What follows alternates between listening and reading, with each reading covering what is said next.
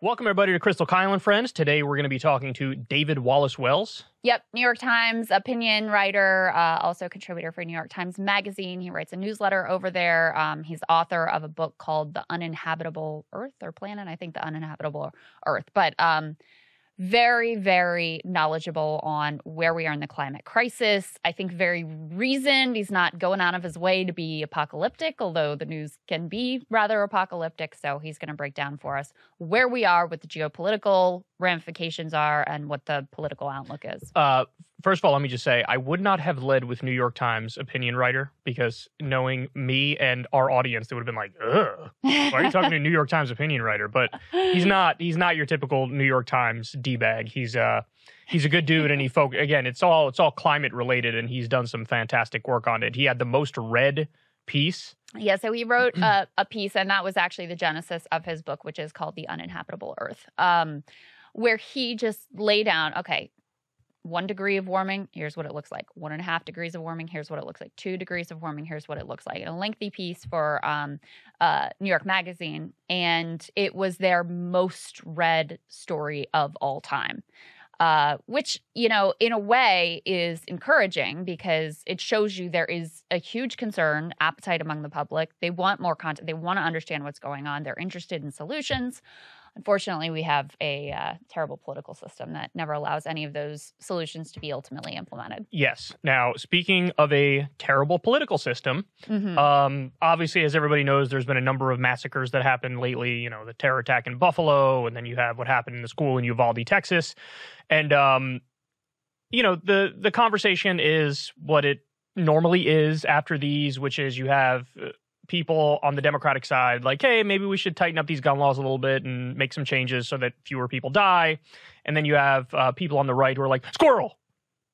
And we have plenty of examples of that to share with everybody. So let's go ahead and run that first video and we'll react to it. These are Republicans in Congress giving speeches while debating the issue of gun reform. Take a look.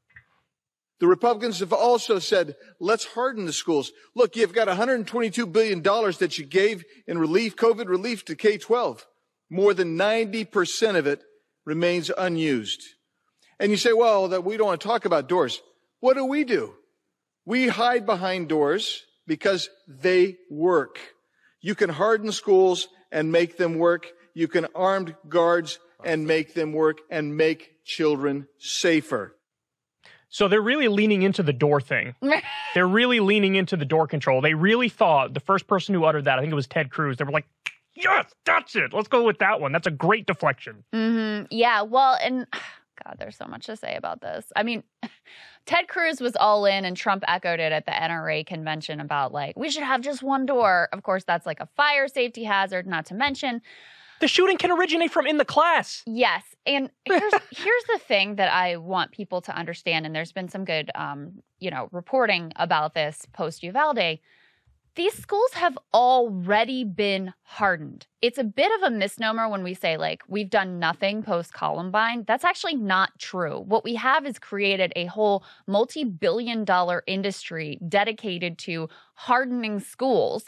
And Uvalde was cutting edge in terms of their security system, the locking doors. They had recently expanded their school police department so that they had multiple officers across different locations, the good guys with guns that we're also going to hear more about in a minute. They had social media monitoring software. They had a program to make sure that you were, like, running the IDs and double checking that these were all people who are supposed to. Ultimately, none of this is ultimately a protection against a society that is violent, where any insane 18-year-old with, a credit card can go out and buy an AR-15. We can't even, I just covered a story the other day. We don't even have AC in all of our schools. And they're talking about, like, hardening the doors or whatever. Like, we can't even get the proper textbooks, updated textbooks in a lot of school buildings across the country. They're dilapidated. They're falling down. And now they think this is some sort of a cure-all. By the way, the logic of it doesn't even make sense. Like you said, number one, a fire hazard. Number two, the shooting can originate from inside the class. Number three, if anything, I think it'd be a better idea. If we're going to talk about doors, which we shouldn't be doing in the first place, but it'd probably be a better idea to have a door in every classroom. Right. So that, if something happens, bolt, go get out of there. You know what I'm saying? Yeah, and here's the thing, like, I'm not against talking about what we can do, because the reality is the adults have already failed. We already know that nothing's going to happen in Congress. I'm not against altogether having the House conversation. did pass something, though. It's in the Senate. It's going to die. Yes, correct. I'm not against altogether having a conversation about, okay, what can we do that would be, in the best interest of making schools safer? But this is obviously a deflection and a distraction from, some of the steps that we know would have some impact. Would it be, magically transform the country overnight? No. But, they've had some of their standard talking points kind of taken off the table with this tragedy, because the whole good guys with guns thing that they normally go to. It's like they were there. They were literally standing outside the fucking classroom, and they didn't do anything because they're a bunch of cowards. So what now? More guns is not going to be the answer. So they have to go to door control. And even the school resource officer thing, look what happened in Parkland. Right. Homeboy hid as soon as it happened. Okay, so the idea that this is, they had a school resource officer who, the initial story was, he was there, he's pursuing the killer on the scene, and they exchanged fire. And then it was like, well, they didn't exchange fire, but he was totally there and chased him into the school.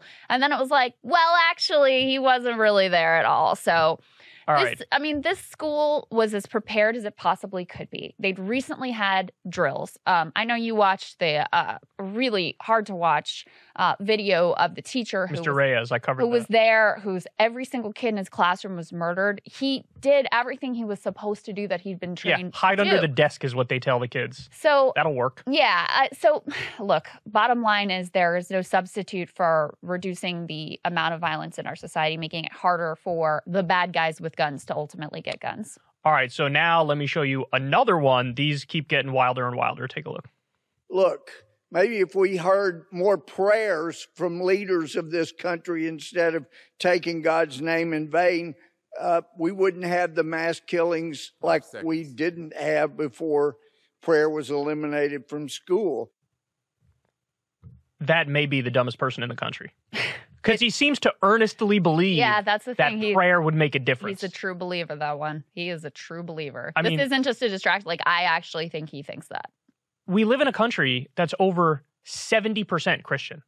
It's over 70% Christian. And a lot of these mass shootings involve Christians, either perpetrating it or the victims of it. The idea that that's some sort of a shield, how can any adult human being believe that? Well, just look at our country versus the rest of the world. Like, we're a massive outlier in terms of violence and gun deaths, and we have a lot of Christians, a lot of prayer going on in the country. So that theory not working out for us. I can't believe that he earnestly said that. I can't believe he earnestly said that. And again, I believe him. I think he thinks like, why didn't we think about praying? We should bring back praying. I think he's the one that he got COVID, remember, at the beginning of the pandemic, and he blamed it on wearing the mask. This is where we go wrong. Yes. Yeah. He's got a lot of classic moments. He very once famously in a committee hearing said, please stop casting aspersions on my asparagus. Oh, yeah. He didn't know what he was saying, but he said that, and he was like serious as he was saying it. And he said reelected. He said Barack Obama is going to resurrect the Ottoman Empire. I don't like this guy is absolutely. One time he was a judge too. One time they very famously like duct taped one of the people to the chair because they were acting up or whatever. Oh, he's got when he was a judge. When he was a judge, correct. Wow. He's got. I mean, I did compilations back in the day of splicing back to back all the absolutely insane things he's ever said. And this guy's a peach, man. He's a gem. He's out of his goddamn mind. And I don't deny that. He would think, why don't we just pass a bill that allows prayer in school, which, by the way, is totally unconstitutional, but that's a separate conversation. He doesn't understand the Constitution anyway. But, like, if we pass that law, all of a sudden, poof, magically, no more mass shootings. Look what happened. 39,000 gun deaths a year. Now it's 0. Why? Because we prayed to Yahweh, and it all worked out. You've covered a lot of this, too, of, like, this instinct on the evangelical right to basically any sort of tragedy, it's because of our moral failings, right? So the implication here is that the kids and the families in Uvalde were not sinner kids praying hard enough. Sinner kids. And the reality is, I mean, I think this is a very actually religious community, so that one's not holding up to scrutiny. The other, like, this is the other. I don't want to go off on standard, like, Mr. Atheist rants or anything, but there's over 4,000 religions, all these different gods, and this numbnuts is like, no, I happen to be raised in the exact right one that is actually real. All the other 3,999 religions, like, they're idiots, they're dumb, they're wrong. But my mommy and daddy told me the truth. And so when I pray to my God, well, then obviously that God is listening. It's just, it's beyond stupid. Anyway, now let's go to the last one. Take a look at this, guys. We know that a gun is a tool, and it's a weapon that can be used to defend yourself or defend others. And we're all lucky enough to have that privilege. But our school children aren't. If we really want to be serious about protecting our kids here in America, we'll repeal the Gun-Free School Zones Act, and we will put into action real legislation that protects children everywhere, all over America in school, with good guys with guns, the same way we're being protected.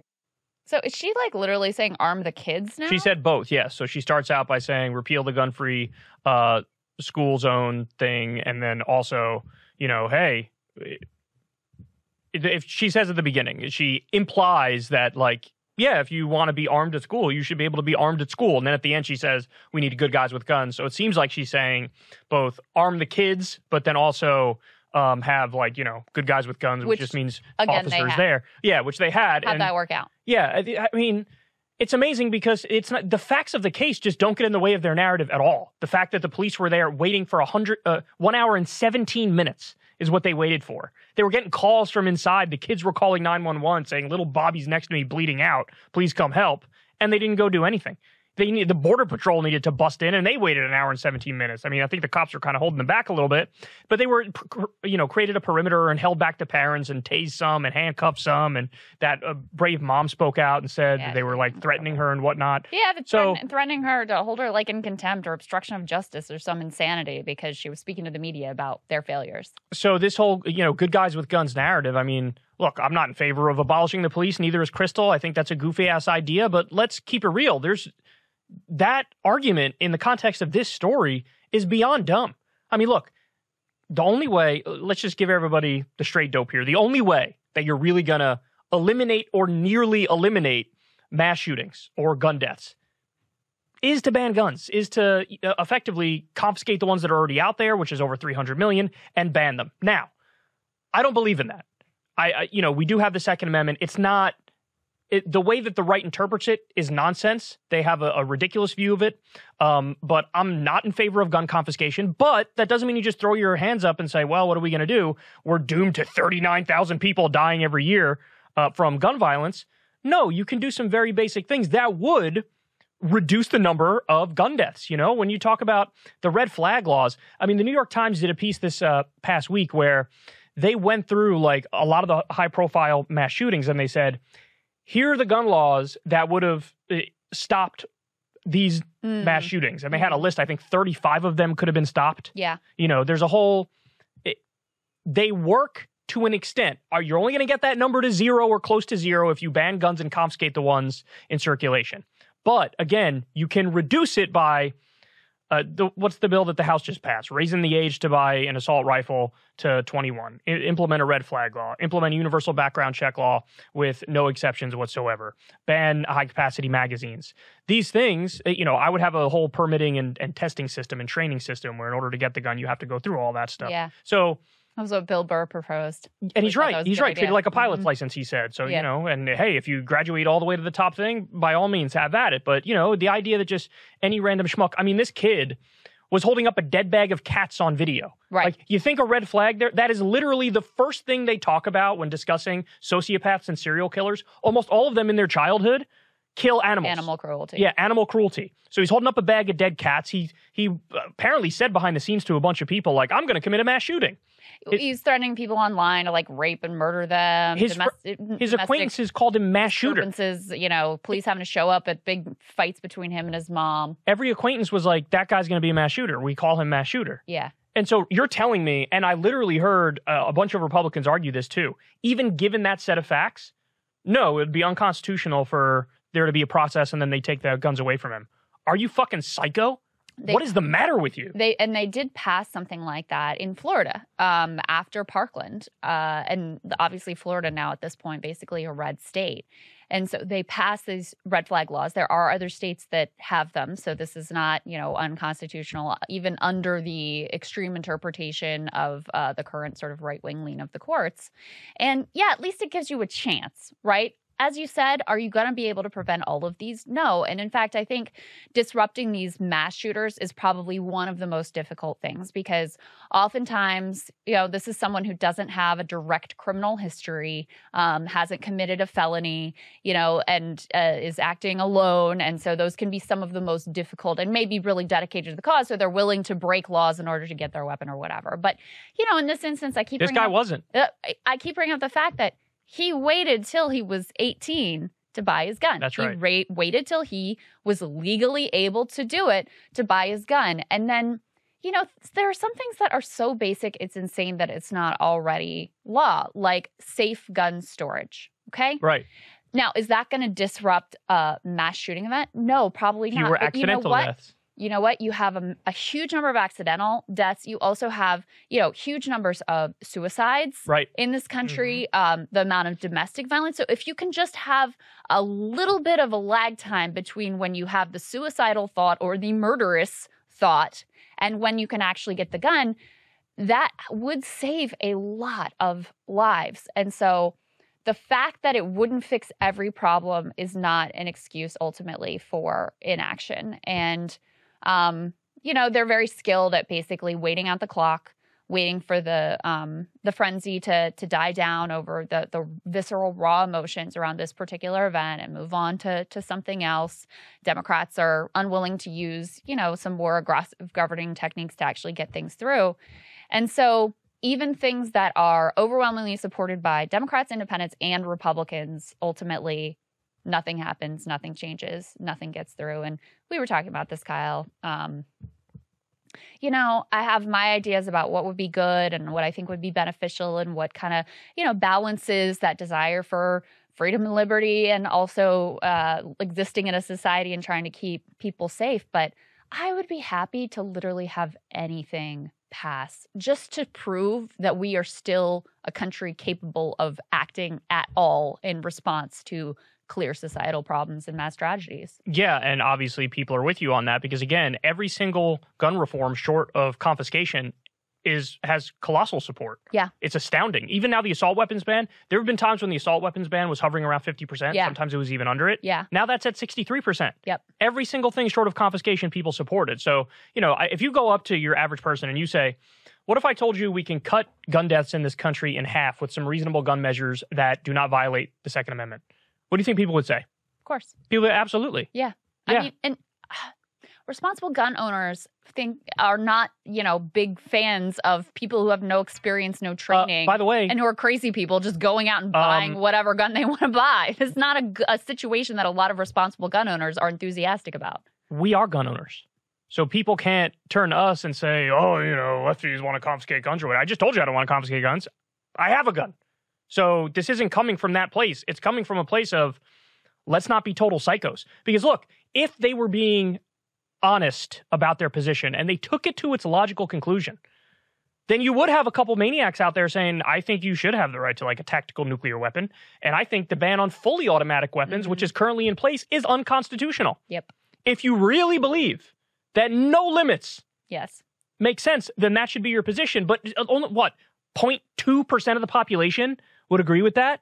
Because everybody draws a line. It's just where is that line? Right. Where is that line? Right. So it is, to your point, and I'm not saying it's not a hard conversation because you do have to try to balance freedom and liberty versus safety and security. And we do that with every political issue effectively. Yes. And, when you look at us versus the rest of the world, the numbers when it comes to gun deaths, we're just such a colossal outlier with 39,000 gun deaths a year that to look at that and say, let's do nothing is, that's preposterous.